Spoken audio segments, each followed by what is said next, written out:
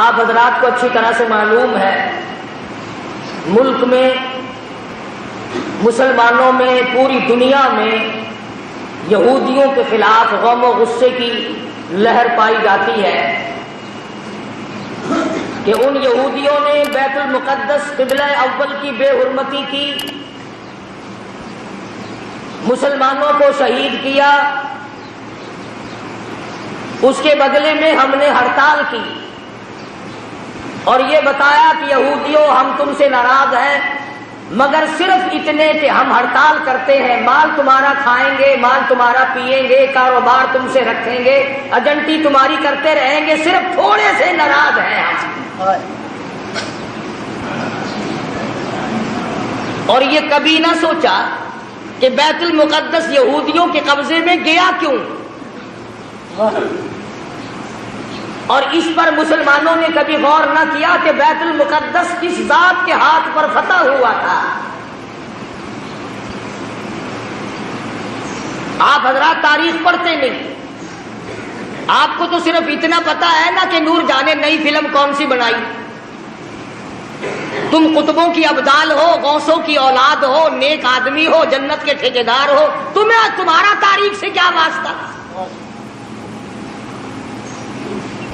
بیت المقدس لڑائی کر کے فتح نہیں ہوا تھا، بیت المقدس کو فتح کرنے والا وہ جوان ہے جس کو محمد عربی صلی اللہ علیہ وسلم نے اللہ پاک سے جھولی پھیلا کر مانگ کے دیا تھا۔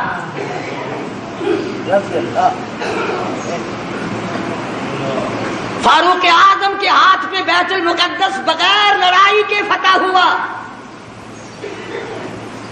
جب تم نے فاروق اعظم کی توہین کی، بے ادبی کی، اللہ میاں کو یہ بات پسند نہ آئی کہ تمہیں میرے فاروق کا فتح کیا ہوا بیت المقدس بھی اچھا نہیں لگتا، فاروق بھی اچھا نہیں لگتا، جاؤ تم اس قابل نہیں کہ تم بیت المقدس میں نماز پڑھو، اللہ پاک نے یہودیوں کے قبضے میں دے دیا۔ اور آج بھی جب تک تم فاروق اعظم کی غلامی نہیں کرو گے، بیت المقدس نہ تم لے سکتے نہ تمہارا باپ لے سکتا ہے۔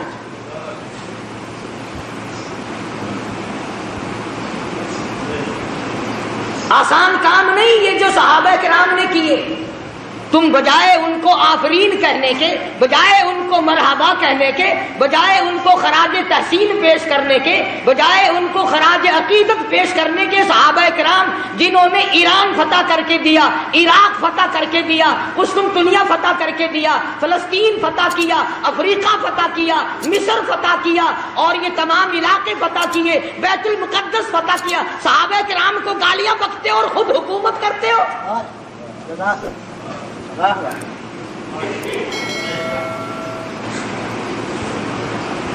تم قائد اعظم کے آج تک احسان مند ہو کہ انہوں نے پاکستان بنایا، تم فاروق اعظم کے احسان مند کبھی نہ ہوئے کہ انہوں نے بیت المقدس فتح کر کے دیا۔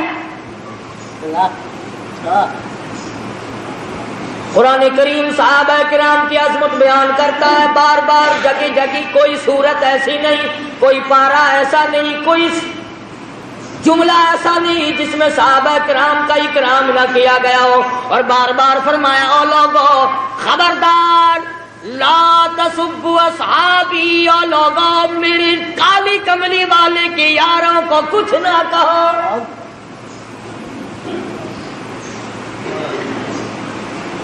بیت المقدس کا محاصرہ کیا ہوا ہے، 2 مہینے کا عرصہ گزر گیا، بیت المقدس فتح نہیں ہوتا۔ فاروق اعظم رضی اللہ تعالیٰ عنہ کو کمانڈر نے خط لکھا، بڑا مشکل مسئلہ ہے، بیت المقدس کی فتح ہونے کی کوئی شکل نظر نہیں آتی۔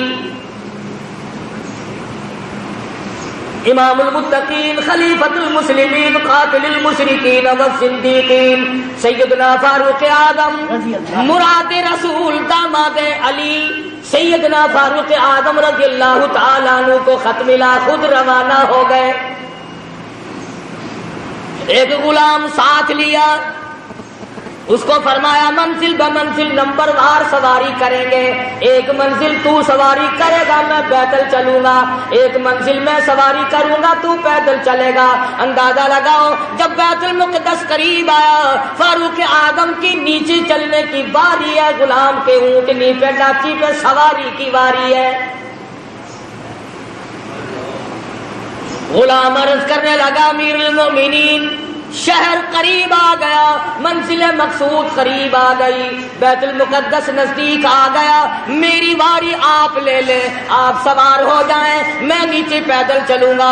آپ خلیفہ رسول ہیں، آپ شہنشاہ ہیں، امیر المؤمنین ہیں، خلیفۃ المسلمین ہیں، سارے مسلمانوں کے سردار ہیں، آپ سواری پہ سوار ہو کر چلیں، لوگ کیا کہیں گے؟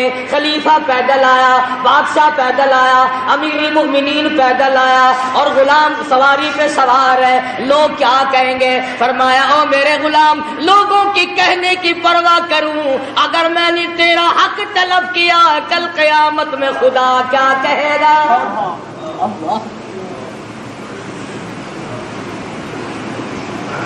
چنانچہ فاروق اعظم رضی اللہ تعالیٰ عنہ پیدل چل رہے ہیں، ادھر یہودی اپنی تورات کے ورقے پلٹ رہے ہیں، خبر ہے گرم آج ان کی آنے کی، خبر ہے گرم آج ان کی آنے کی، افسوس کہ میرے گھر میں بوریا نہ ہوا۔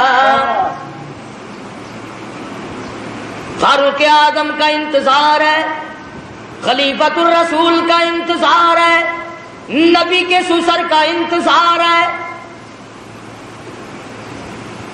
ورقے پلٹ رہے ہیں، نشانیاں دیکھ رہے ہیں، تورات میں موجود ہے بیت المقدس کو فتح کرنے والا نیچے نیچے آئے گا، اس کا غلام سواری پہ سوار ہوگا۔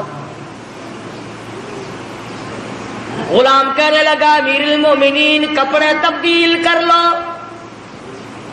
فرمایا جہاد میں چلا ہوں، اسلام کی عظمت کے لیے چلا ہوں، مسلمانوں کو فتح دلانے کے لیے چلا ہوں، کپڑے بدلنے کا کیا مطلب؟ میں اپنی حالت بدل کے آیا ہوں۔ یہی تھے وہ لوگ جن کے بارے میں کہتا فنا فی اللہ کی تہ میں بقا کا راز مضمر ہے، جنہیں مرنا نہیں آتا انہیں جینا نہیں آتا۔ فاروق اعظم رضی اللہ تعالیٰ عنہ پیدل پیدل آ رہے ہیں، ہاتھ میں ڈاچی کی مہار پکڑی ہوئی ہے، غلام اوپر سوار ہے، تمام لوگ کوٹھوں پہ چڑھ کر دیکھ رہے ہیں، بیت المقدس کے یہودی، بڑے بڑے ان کے پادری، بڑے بڑے ان کے مولوی تورات لیے کھڑے ہیں، لباس کا نقشہ دیکھ رہے ہیں۔ سب سے بڑا یہودیوں کا مولوی آگے بڑھتا ہے، فاروق اعظم کے لباس کے پیوند گنتا ہے، 12 پیوند لگے ہوئے تھے۔ آگے بڑھ کر سلام کرتا ہے اور پوچھتا ہے کہ آپ مدینے سے تشریف لائے؟ فرمایا ہاں میں حاضر ہوا ہوں۔ پوچھا آپ کا نام؟ فرمایا مجھے عمر ابن خطاب کہتے ہیں۔ اور یہ ڈاچی پہ اونٹنی پہ سوار کون ہے؟ فرمایا یہ میرا غلام ہے۔ کہ غلام کو سوار کر کے کیوں لائے؟ فرمایا کہ منزل بمنزل نمبر وار سواری کرتے آئے ہیں۔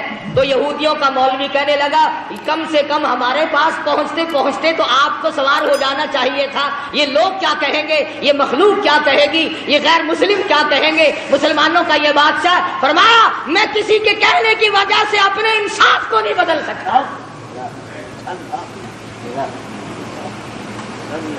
یہودیوں کا مولوی آگے بڑھا اور کہنے لگا امیر المومنین یہ چابیاں لو بیت المقدس کی، ہم غلامی کے لیے تیار ہیں۔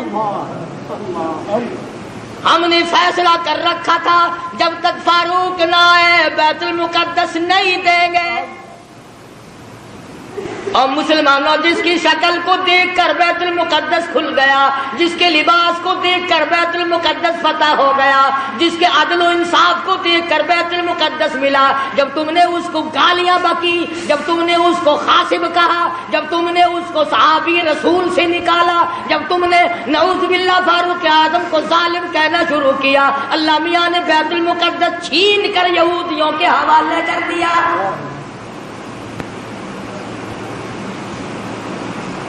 آج بھی اگر صحابہ کرام کی غلامی کی جائے تو بیت المقدس ایک ہفتے میں لیا جا سکتا ہے، ورنہ بیت المقدس تو بیت المقدس خیر نہیں۔ سمرقند بخارے کی مسجدوں کو جا کے دیکھو، بنے ہوئے ناچ گھر بنے ہوئے۔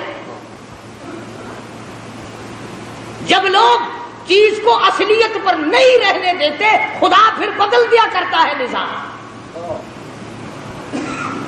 ہم یوں نہیں کہتے کہ تم نے ہڑتال کر کے غلطی کی، ٹھیک ہے، ناراضگی کا اظہار کرنا چاہیے، مگر یہودیوں کی بوتلیں پیے بغیر تو تم زندہ نہیں رہتے۔ رات دن یہودیوں کا مال تمہارے ملکوں میں کھپتا ہے،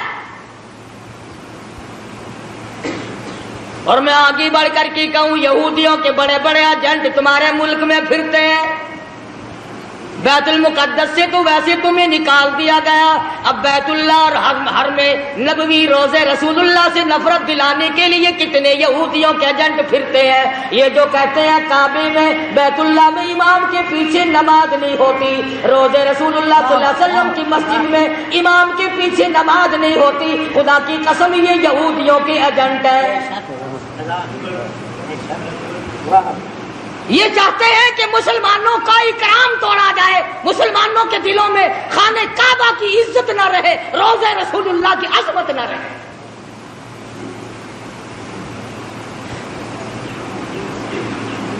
آج اگر صحابہ کرام زندہ ہوتے، کسی کی کیا مجال تھی کہ مسلمانوں کے ملک پر یا قبلہ اول پر یہودیوں کا قبضہ برقرار رہ جاتا۔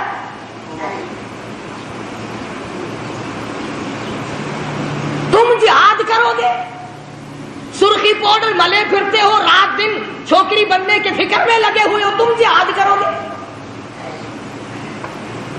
وہ تو صحابہ کرام کو اللہ پاک نے شرف بخشا تھا، نگاہ نبوت نے ان کو اتنا رنگ دیا تھا، وہ پہاڑ کو پہاڑ نہیں سمجھتے تھے، دریا کو دریا نہیں سمجھتے تھے، سمندر کو سمندر نہیں سمجھتے تھے۔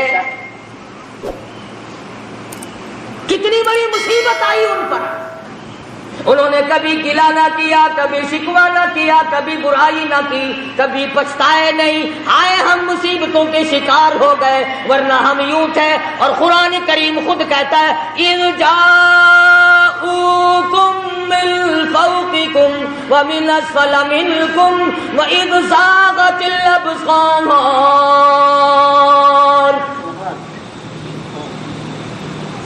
قرآن کریم خود کہتا ہے، صحابہ کرام کو کہتا ہے کہ تمہارے دلوں میں سانس اٹک گئے تھے، میں نے تمہاری مدد کی۔ وہ عمر فاروق جس کا لحاظ دریا کے پانی نے کیا، دریا کی زمین کو خط لکھ دیا، اور دریا اگر تو اللہ کے حکم سے بہتا ہے تو بہتا رہے، اور اگر شرکیہ باتوں سے بہتا ہے، لڑکی کی بھیٹ لے کر بہتا ہے، بکرے کی بھیٹ لے کر کے بہتا ہے، تیری ہمیں کوئی ضرورت نہیں، خشک ہو جا۔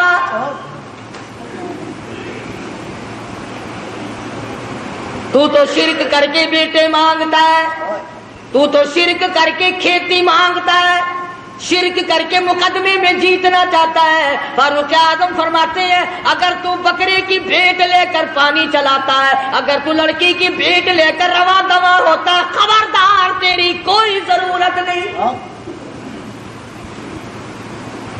اور اگر اللہ کے حکم سے بہتا ہے تو بہتا رہے، اگر اس کے خلاف کیا خبردار میں تجھے سزا دوں گا۔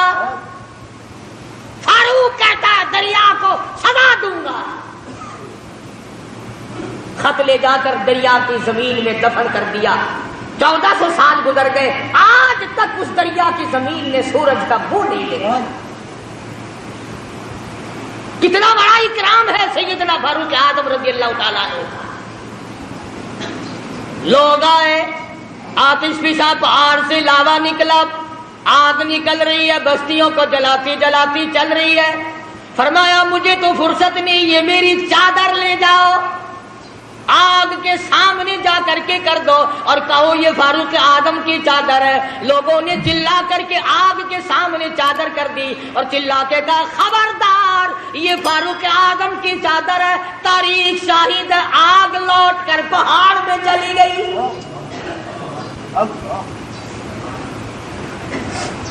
آگ نے احترام کیا، آگ نے احترام کیا، دریا نے اکرام اور احترام کیا۔ آج مسلمان کچھ تو دشمنی کرتے ہیں اور کچھ ان سے چند ٹکے وصول کرنے کے لیے فاروق اعظم کا نام لیتے ہوئے ڈرتے ہیں۔